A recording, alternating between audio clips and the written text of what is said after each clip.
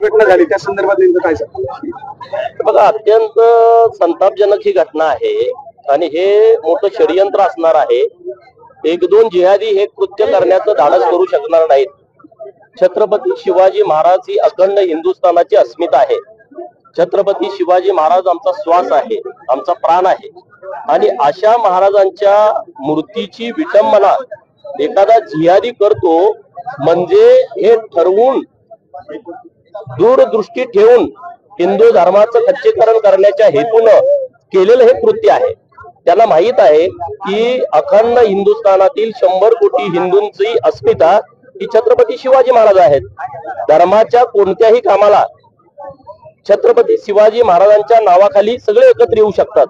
हिंदू धर्माचं ते प्रतीक आहे आणि म्हणून त्या प्रतीकावरतीच घाला घालायचा आणि नेमकी हिंदूंची रिॲक्शन काय येते हे चेक करण्याच्या हेतून त्यांनी केला असेल.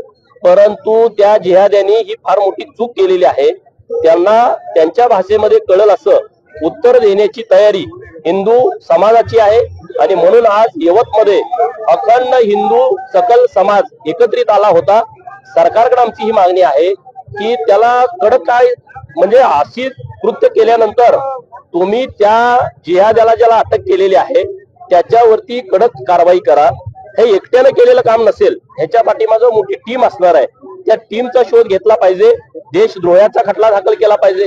कारण छत्रपती शिवाजी महाराजांच्या अस्मितेला जर कोणी हात घालतो म्हणजे तो देशाच्या अस्मितेला हात घालतो.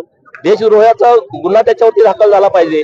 UAPA ऍक्ट मध्ये त्याच्यावरती कारवाई करता येते का याचा विचार पोलिसांनी करावा. पोलिसांनी दोघांना ताब्यात घेतल्याची माहिती आहे. दोघांना ताब्यात घेतलेला आहे. पोलिसांनी ती माहिती दिली. सोलापूरमध्ये आणि मुंबईमध्ये 29 तारखेच्या रात्री दुपारी त्यांनी छापे टाकले होते.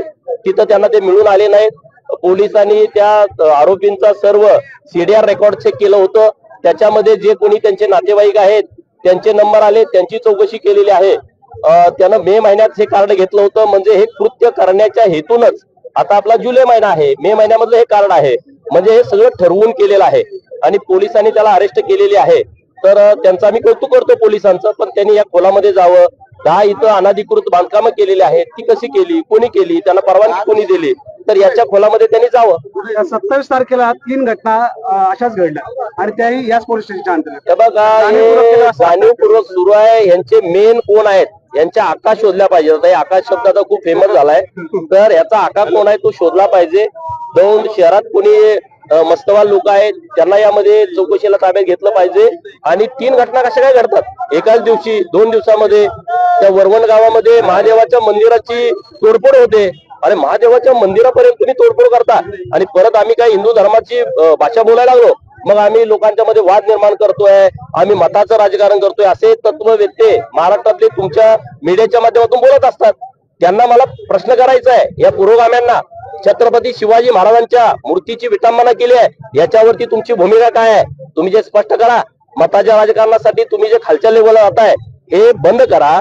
आणि आपण महाराष्ट्रामध्ये राहतो, आपण हिंदुस्थानामध्ये राहतो. तर छत्रपती शिवाजी महाराजांच्या बाबतीत असं कोणी करत असेल तर आपल्या सगळ्यांचं मत एक असलं पाहिजे.